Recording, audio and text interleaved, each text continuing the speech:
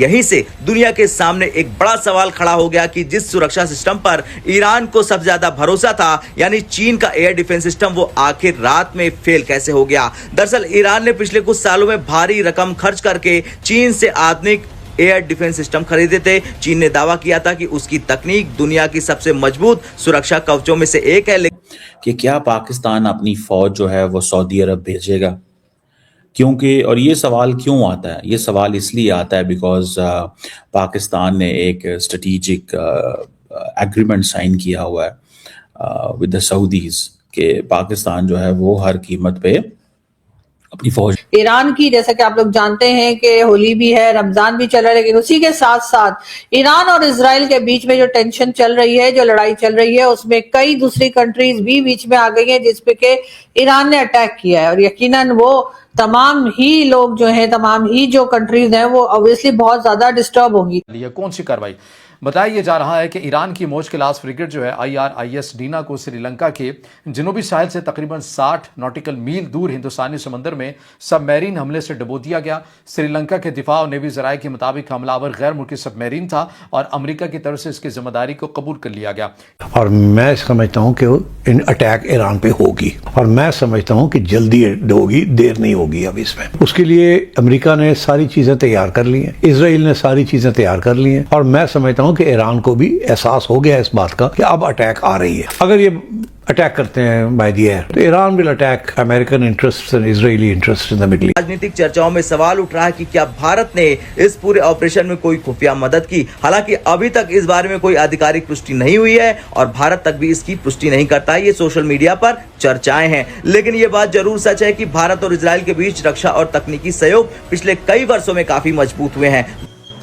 जय हिंद दोस्तों, वैसे भी आप देखें तो भारत जो है पहले से न्यूट्रल रहा है, किसी की मदद नहीं करता वॉर के टाइम में, किसी का साथ नहीं देता। भारत हमेशा कहता है कि भाई हम शांति की कामना करते हैं। ठीक है, वही भारत का ट्रेडिशनल गांधीवादी सोच कि हम दोनों पक्षों से शांति की अपील करते हैं, चाहे किसका भी वॉर है। तो ये तो भारत का एक नेचुरल है। भारत कभी रूस का भी साथ नहीं दिया यूक्रेन वाले पे।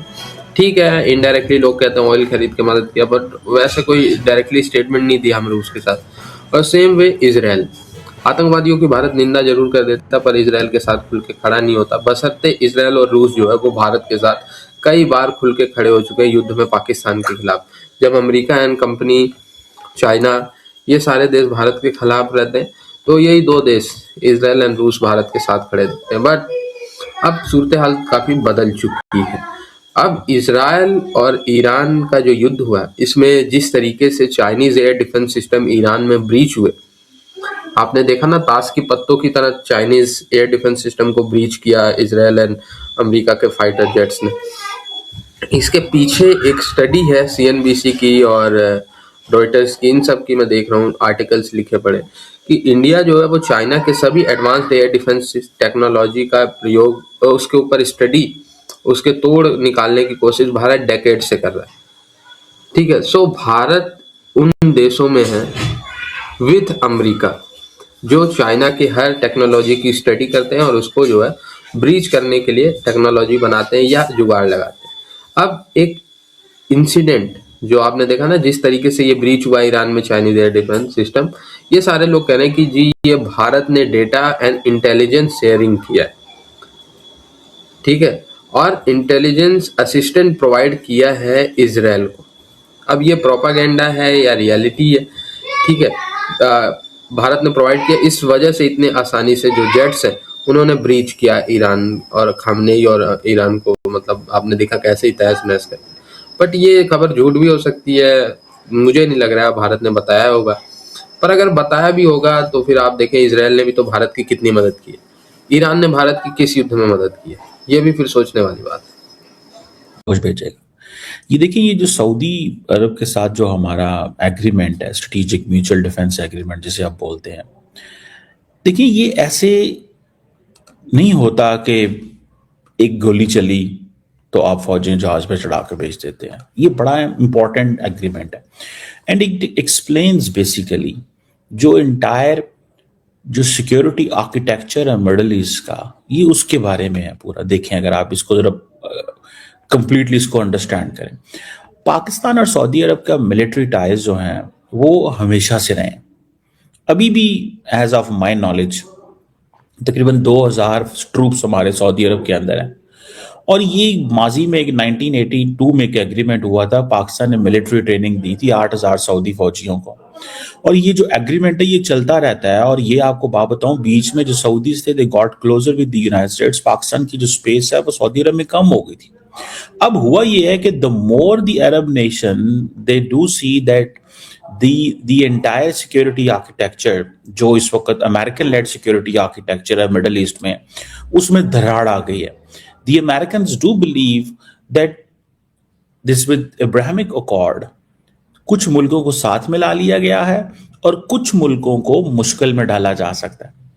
सो जाती तौर पे ये जो इजरायली अटैक कतर में हुआ था हमास के लोगों को असैसिनेट करने के लिए, पाकिस्तान सऊदी अरब जो है वो उसके बाद उन्होंने ये एक एग्रीमेंट किया। ईरान की अगर हम बात करें तो आयतुल्लाह खमेनी साहब के बाद, यानी उनकी हलाकत के बाद या उनको जो मार दिया गया उसके बाद जी उनके बेटे, सबसे बड़े बेटे जो उनके हैं मुश्तबा खमेनी, उनको जी सुप्रीम लीडर ईरान का बना दिया गया है। और कहा ये जा रहा है, बहुत से लोग इस तरह की बात भी सोशल मीडिया पे कर रहे हैं कि ये मुश्तबा खमेनी साहब जो है वो अपने फादर यानी कि आयतुल्लाह खमेनी साहब से भी ज्यादा सख्त मिजाज के हैं, उनसे भी ज्यादा सख्त किस्म की पॉलिसीज बनाते हैं। और डेफिनेटली ये सुनकर बहुत से लोग परेशान हो गए होंगे कि अमेरिका में खास तौर पे, अमेरिका और इजराइल को अगर हमले खास तौर पे, वहां पर ये सोच आ गई होगी कि जी इतना कुछ हुआ, इतनी मार कुटाई, लोगों की जाने लेना, अटैक करना, सब कुछ हुआ, लेकिन ईरान में जो गवर्नमेंट चेंज करवाना चाह रहे थे, जो रिजीम चेंज करवाने की बात की जा रही थी अमेरिका की तरफ से, जो कोशिश की जा रही थी, बहरहाल अमेरिका उसमें अभी तक कामयाब नहीं हुआ है। साथ ही साथ पाकिस्तान के टीवी चैनल्स पे आज सुबह से जो बातें की जा रही थी या जो न्यूज चल रही थी वो ये भी थी कि पीएम मोदी इजराइल के विजिट पे गए और पीएम मोदी इजराइल के विजिट पे जो नेतन्याहू से झप्पियां डालकर आए हैं, तो कहीं ऐसा तो नहीं कि भारत अपने एयर स्पेस या किसी तरह की कोई मदद जो है वो इजराइल की कर रहा हो कि वहां से अटैक किया जा सके ईरान पर, या कोई इस तरह की बात जो है ये बार बार पाकिस्तान के टीवी चैनल्स पर ये खबर चल रही है। कहां तक सही है, खैर ये तो आने वाला वक्त ही बताएगा, लेकिन बहरहाल इस किस्म की न्यूज भी चल रही है। और दूसरी तरफ पाकिस्तान को अगर हम लें तो पाकिस्तान में इस तरह की न्यूज है कि जी पाकिस्तान को लेकर कई जगह पर यह बात की जा रही है कि ऐसा ना हो कि अमेरिका को पाकिस्तान जो है, अमेरिका को खुश करने के चक्कर में पाकिस्तान जो है वो एयर स्पेस दे दे, जैसे कि पहले भी दिया गया था जिस वक्त के पाक अफगान या कह लीजिए अमेरिका अफगान वॉर चल रही थी और हम खामाखाही में उसका हिस्सा बन गए थे। तो ऐसा ना हो कि पाकिस्तान एक बार फिर उसका हिस्सा बन जाए और अमेरिका को खुश करने के चक्कर में हम ईरान से पंगे ले बैठे या ईरान को नाराज कर बैठे, क्योंकि ईरान इस वक्त जिस तरह से अटैक कर रहा है, जिस तरह के मूड में है, उससे लगता नहीं कि ईरान जो है किसी जगह पर भी अमेरिका से दबने वाला या अमेरिका से डरने वाला है। तो पाकिस्तान को जरूर सोच समझकर ही अपने तमाम फैसले करने होंगे।